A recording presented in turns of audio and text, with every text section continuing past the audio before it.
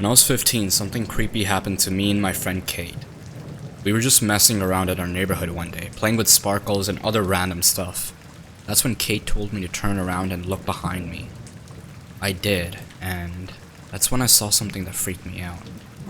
There was a person staring at us through the window of the house behind us. At first I couldn't really make out who they were, so I just ignored it and turned back around. But a few minutes later, Kate told me to look again.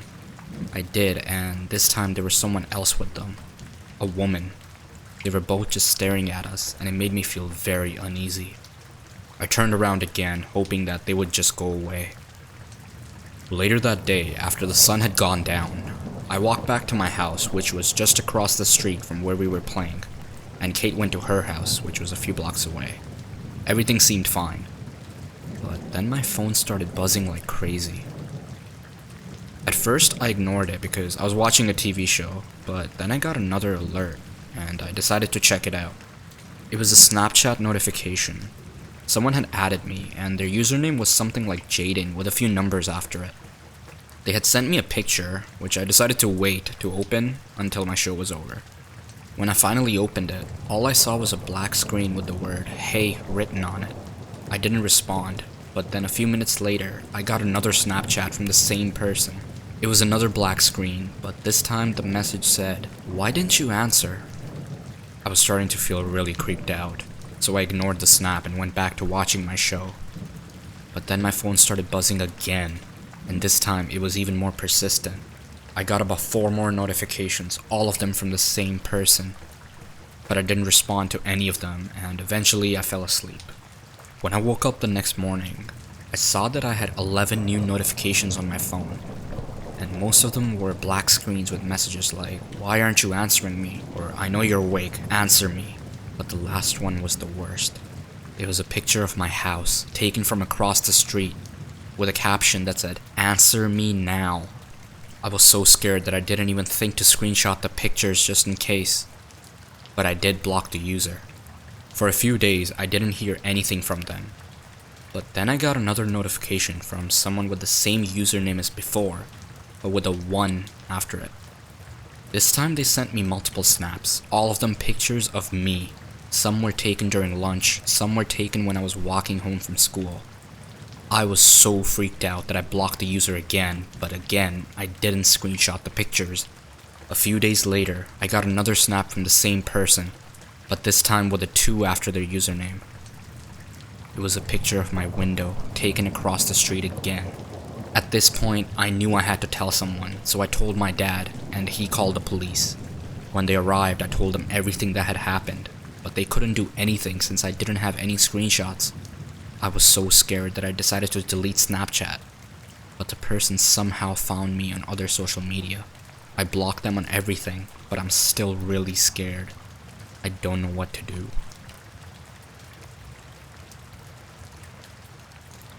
I remember the day vividly. It was during the 6th grade, when I was just 11 years old. I was a quiet student, always listening to my teacher and never causing any trouble. But then came that one day that changed everything. It was 6th period gym class, and we were running laps around the gym. As I was running outside, I noticed a man who looked to be in his 30s waving at someone outside the fence surrounding the gym. I couldn't tell who he was waving at, so I just kept running. When gym class ended, I packed up my things and I was headed home. As I was leaving the gym, I saw the same man again, but this time he was looking directly at me with a smile on his face. I started to speed walk because I was getting scared and a little creeped out by the man. When I finally turned back, he was gone. I felt relieved, but my relief was short-lived. As I was walking home, a blue car pulled up next to me and the same man was in the driver's seat. I couldn't see his face clearly, but I heard his voice. He said I looked like a nice and smart kid. I thanked him, but then he said my full name. I was shocked and asked him how he knew my name. He rolled down the window all the way, revealing his creepy smile. I ran away from him as fast as I could, and when I turned back, his car was still there, following me. I kept running until I was safe at home. Later that night, around 11 p.m., I heard a knock at the door. I looked out the window and saw the same man standing out there with an object in his hand. I couldn't tell what it was because the outside lights were off, I thought I was going to faint, so I ran to my parents' room, but their door was locked. I banged on the door repeatedly until they woke up and I told them about the man standing outside. My dad went to investigate and then I heard my mom scream. My dad caught the man and held him down until the police arrived and arrested him. 2 days later, the police informed my dad that the man had been stalking me and watching me through my window as I walked to and from school. I had tried to tell my friends about him, but they didn't believe me. They thought I was just making it up. Now that I'm 14 years old, I can't help but think what would have happened if I hadn't told my dad about the man. He could have broken into my room, and who knows what else he could have done.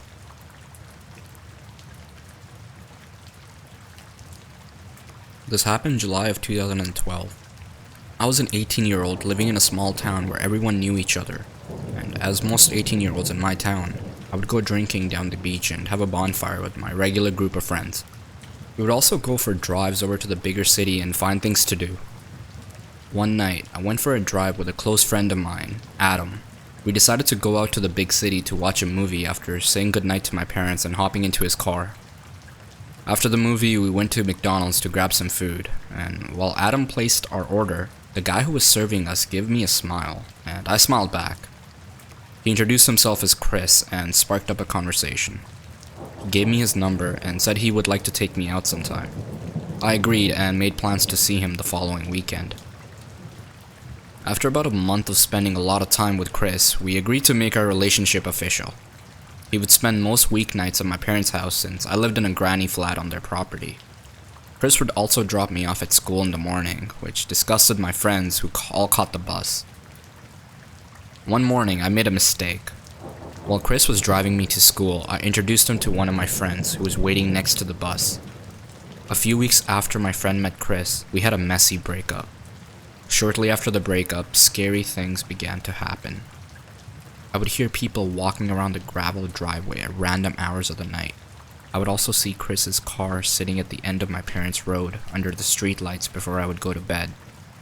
The stalking progressed to where I could hear Chris standing outside my ranch slider talking to someone and then trying to jiggle open the garage door and walk around on the gravel. Things became even scarier when I began receiving phone calls and texts from a random number during class. The messages were threatening and included things like how they were going to break into my house and harm me and then hide my body somewhere deep in the forest where nobody would ever find me. At this time, I was giving my end of the year exams and preparing for university applications. I confided in my friend Julia, not realizing that she had been spending more time with Chris since the first introduction.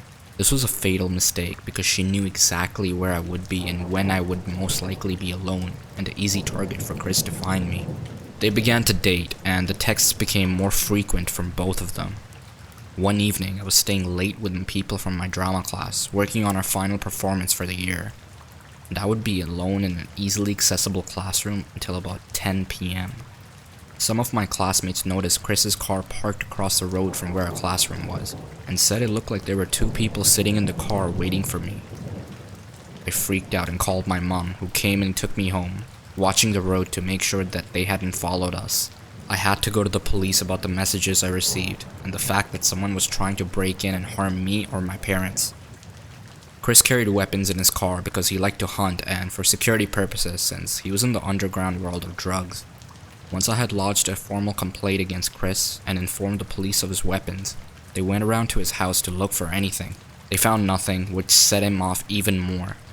That evening he sat down at the end of the road, as per usual, and waited for all the lights to go out, and then he came up along the front paddocks of the house and up the driveway. I was sleeping in my parents' living room, which is right beside the driveway, with big open windows and ranch sliders till my brother's room. I heard him walk along the side of the house on the driveway, and towards my flat, thinking I was in there, and I heard the sound of a weapon being cocked. I sat up for a moment, thinking what should I do? I crawled down the hallway to my parents' room and quietly told my mom that someone's outside. My dad bolted upright, grabbed his rope and his .22 rifle, and ran out of the kitchen door, setting off the sensor light, and ran down the driveway, chasing after someone running through the information paddock. After that night, things seemed to calm down for about a month. However, they started happening again, and when I was packing up to move 10 hours away to a new city, my mom called me the night after I left to let me know that someone had been in my house. They had muddy boots on and there were footprints all over the place, as if they were scoping the place out. Strange things continued to happen at my parents' house, like trees being cut down in the middle of the night or cars driving slowly past with their lights off. These things also started happening to me when I moved to my new apartment. I would receive voicemails from private numbers with violent messages. There was also a car parked across the street with tinted windows watching me. This went on for years until it finally stopped last year.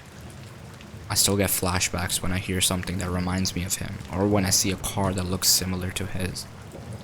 I always keep my phone number and address private to avoid putting anyone else in danger.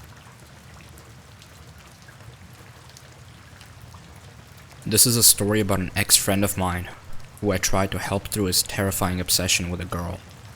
I've always been the type to observe everything from a safe distance.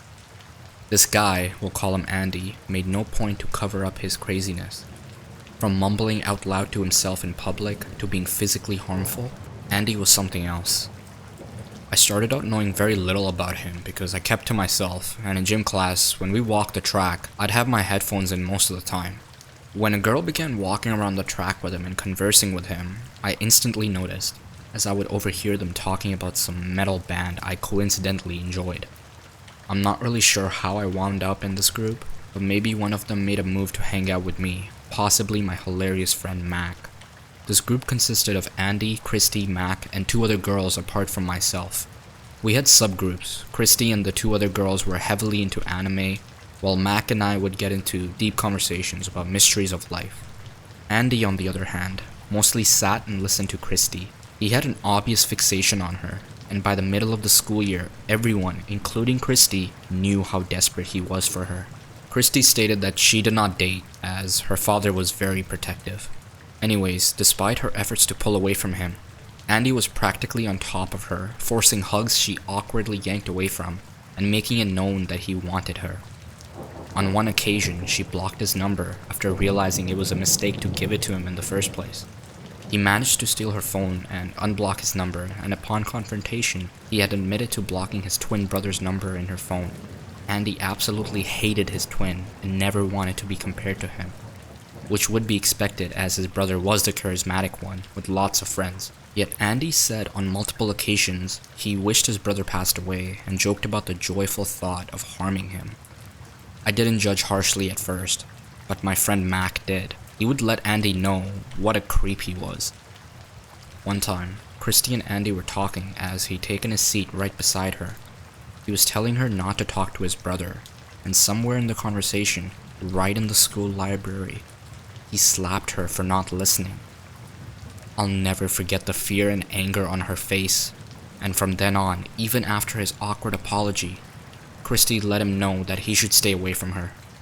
Unfortunately, he'd taken to talking to me all along, as I've always been a soundboard, whether I cared to be or not.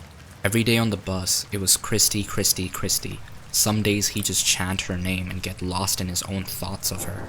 I would try to drop subtle hints that she's not interested, or at the very least, to treat her normal and give her space. Apart from his desire for Christy, he was the most desperate guy I ever met. He would ask out every girl he met and spoke to for about a day. He would message me on Facebook about how he needed a girlfriend, and luckily I'd been in a relationship for 4 years by then, and he knew he couldn't have me. That still didn't stop him from hitting on me in such menial ways, including a near promposal. He once just typed my name, and when I asked him what was up, he simply said, "You're beautiful, but you look exactly like someone from my past. And it makes me sad remembering her every time I look at you. I miss her." He definitely had a knack for making people uncomfortable, and some days I couldn't help but ignore him. Christy evaded him till high school graduation, but Andy's obsession only seemed to intensify. I genuinely thought he could be helped, and I could get through to him while keeping my own distance. But he set off too many alarms. Firstly, he was training for some entry into a military boot camp of sorts, and was discharged for reasons in relation to his mental state, though he wouldn't get too far into it. Secondly, every day he would write to me at weird times, early in the morning to tell me, "Help, I can't stop thinking of her, I'm in love with her." This was clearly not true, as he made moves on me and other girls in the time he'd known her. He also somehow convinced himself that she wanted him, and would frequent the grocery store she went to and say hi, though she just kept her head down and ignored him. One morning, as I was browsing social media, he messaged me the usual, "I need her, I love her, help, I'm going crazy." I tried to help him analyze his feelings and come to his senses that he was fine and to let her be. I thought if he's hitting on other girls but claiming to love her, I asked him what he loved about her, and his response made me feel like I read some psycho's personal diary. He said he liked going after girls who were weaker and smaller than him. Truthfully, this girl was tiny, 18 years old and not even 100 pounds, which made me fear that he would prey on her. He was very short, but she appeared vulnerable and smaller than him. I was on the last straw playing therapist for this guy, who clearly had no goddamned idea he was scaring this girl. Up to the last time we spoke, the worst thing he requested of me was to get a hold of Christy's new number somehow and attempt to lure her in to see him again. He grew frustrated with my decline and pleaded with me to help him obtain her address. Needless to say, the last time we spoke, I wished him well and told him I wouldn't help him terrorize Christy. Then I blocked him, and it's been about a year since then. I just hope he got the help he needed, and I hope for her sake, he hasn't found out where she lives by now.